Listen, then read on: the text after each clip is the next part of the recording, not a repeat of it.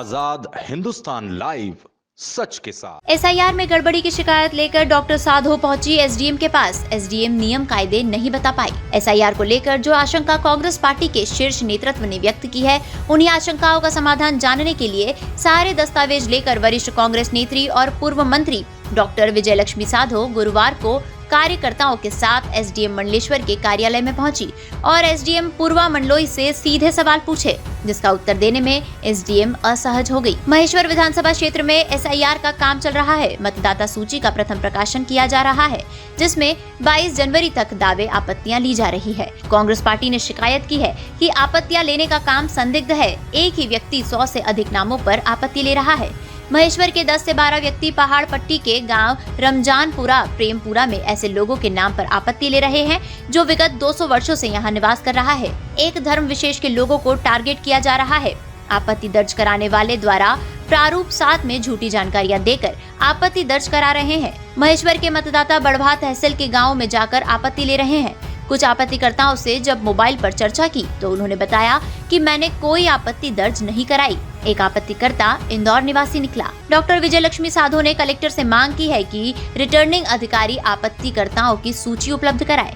साथ ही आपत्ति झूठी पाई जाने पर आपत्तिकर्ता के खिलाफ दंडात्मक कार्यवाही की जाए। एसडीएम पूर्वा मंडलोई ने कहा कि आपत्ति कोई भी दर्ज करा सकता है, जबकि प्रारूप 7 में उल्लेख है कि उसी सूची में दर्ज व्यक्ति ही आपत्ति ले सकता है। इस संबंध में जब डॉक्टर साधो ने नियम पढ़कर बताया तो एसडीएम ने रूल्स देखकर बताने के लिए 1 दिन का समय दिया। डॉक्टर साधो ने कहा कि सरकारी अधिकारी भाजपा के एजेंट के रूप में कार्य कर रहे हैं और कांग्रेसी विचारधारा के लोगों के नाम काटे जाने के लिए आपत्तियां लगाई जा रही है। वरिष्ठ पदाधिकारियों ने भी एसडीएम के समक्ष रखी अपनी बात। डॉक्टर साधो के साथ एसआईआर प्रक्रिया में धांधली की शिकायत करने पहुंचे मध्य प्रदेश कांग्रेस के महेश्वर विधानसभा प्रभारी राजेश नाहर, प्रदेश कांग्रेस सचिव अर्जुन सिंह ठाकुर, महेश्वर ब्लॉक कांग्रेस अध्यक्ष सबल सिंह पटेल, करही ब्लॉक अध्यक्ष सूरज पटेल, गुलाबड़ ब्लॉक अध्यक्ष प्रकाश पाटीदार, बलवाड़ा ब्लॉक अध्यक्ष सुमेर सिंह पटेल, राजेंद्र जाट, नासिर खान सहित 4 ब्लॉक के कांग्रेस पदाधिकारी और कार्यकर्ताओं ने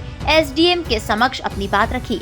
इसमें मुख्य बात थी कि फर्जी शिकायत करने वालों पर दंडात्मक कार्यवाही प्रशासन ने स्वयं करना चाहिए, क्योंकि फॉर्म 7 देते समय आपत्तिकर्ता स्वयं लिख कर देता है कि जानकारी गलत होने पर कार्यवाही की जाए। खेतिया से राजेश नाहर की रिपोर्ट। देखो, हमारे नेता राहुल गांधी ने आवाज जो उठाई है एसआईआर को लेके, उसके कारण आज पूरे देश में एसआईआर पे चर्चा भी हो रही है और एसआईआर का कार्यक्रम इनको करना पड़ा उनके कहने पर। अभी हमारे प्रदेश में जो एसआईआर की प्रक्रिया चल रही है, इसमें बहुत धांधलियाँ हो रही है। आज आपत्ति लेने का आखिरी दिन था। लास्ट मोमेंट पे बीएलओस के माध्यम से हम लोगों ने जानकारी ली, कांग्रेस के लोगों ने, तो हमें जानकारी मिली कि इन्होंने एक ही व्यक्ति ने लिस्ट उठा के और ये आपत्तियां कर रहे हैं। उदाहरण के लिए महेश्वर के 12-13 लोग घुसे हुए हैं पूरे उधर पहाड़ पट्टी में और उधर रमजानपुरा प्रेमपुरा साइड, और इवन जो बड़वा तहसील की 29 पंचायतें हैं वहाँ भी शिकायतें करते फिर रहे हैं। वहाँ के लोग इधर कर रहे हैं, वहाँ के इधर के उधर कह रहे हैं, जबकि स्पष्ट इनकी जो निर्वाचन प्रक्रिया के जो प्रारूप बना हुआ है, जो इनके नियम है, उसमें 3 नंबर के ऊपर स्पष्ट है कि जहाँ पंजीकृत करता है वो वहीं पर शिकायत आपत्ति दर्ज कर सकता है, पर इन ये मान्य नहीं कर रहे हैं। इनका कहना है कि विधानसभा का कोई भी कर सकता है, जो रूल में नहीं है। दूसरा, एक व्यक्ति ये बताने की स्थिति नहीं है कि भैया एक व्यक्ति कितनी आपत्तियां ले सकता है। एक व्यक्ति 150-200, 200 आपत्ति ले रहा है, और एक बूथ पे नहीं, एक व्यक्ति कई बूथों पे जाके वो खुद नहीं जा रहा, आपत्तियां ले रहा है। और कई लोगों से हमारे BLA-2 ने पूछा, जिससे जो आपत्ति करता उनको पता चला कि आपत्ति ले रहा है। उससे पूछा कि भाई तू कहाँ का रहने वाला है? कोई ने बताया मैं महेश्वर का हूँ। तो तू आपत्ति रमजानपुरा प्रेमपुरा बलसगांव में ले रहा है? तो मेरे को नहीं मालूम। तो बोले तुम यहाँ आ जाओ भाई, हमको नोटिस मिला है, तो अब आके यहाँ बताओ कि जिन पे आपत्ति तुमने ली है वो जिंदा है, मुर्दा है, बचे है कि नहीं के। उसका कहना है मेरे को पता ही नहीं कुछ। एक व्यक्ति बोला कि मैं तो इंदौर में रहता हूँ। अब इंदौर वाला यहाँ आपत्ति दर्ज कर रहा है।